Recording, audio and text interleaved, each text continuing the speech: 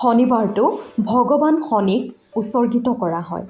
বিশ্বাসমতে যদি এজন ভক্তই শনিবাৰে সঁচা হৃদয়েৰে শনিদেৱৰ উপাসনা কৰে তেন্তে তেওঁৰ সকলো সমস্যা আঁতৰ হয়। শনিদেৱে ভক্তক কৰ্ম অনুসৰি ফল দিয়ে। যিজনে ভাল কাম কৰে তেওঁ ভাল ফলাফল পায় আৰু যিসকলে বেয়া কাম কৰে তেওঁলোকে বেয়া ফলাফল পায়। শনিৰ গতি আটাইতকৈ লেহেম।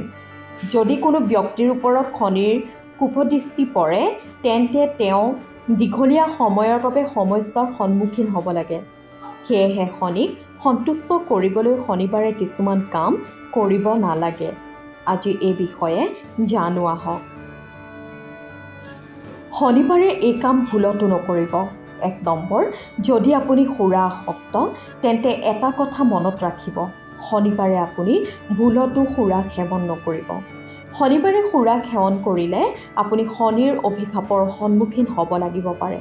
২ নম্বৰ, এই দিনটোত পূব, উত্তৰ আৰু উত্তৰ-পূব দিশত ভ্ৰমণ নকৰিব।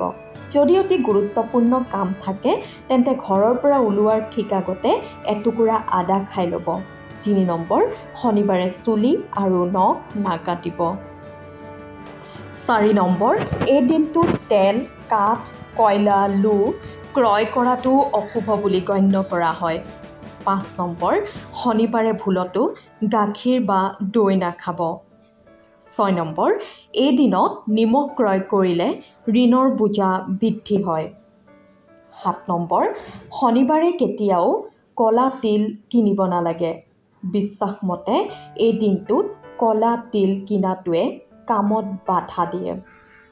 শনি দশা আঁতৰাবলৈ আপুনি শনিবাৰে আহঁত গছৰ তলত ক'লা তিল আগবঢ়াব পাৰে। ৮ নম্বৰ, এই দিনটোত কোনো দৰিদ্ৰ, অসহায় ব্যক্তি তথা মহিলাক অপমান কৰা উচিত নহয়। ৯ নম্বৰ, এই দিনটোত ক'লা জোতা কিনা পৰিহাৰ কৰিব। বিশ্বাসমতে শনিবাৰে ক্ৰয় কৰা ক'লা জোতাৰ ফলত কামত বিফলতা আহে।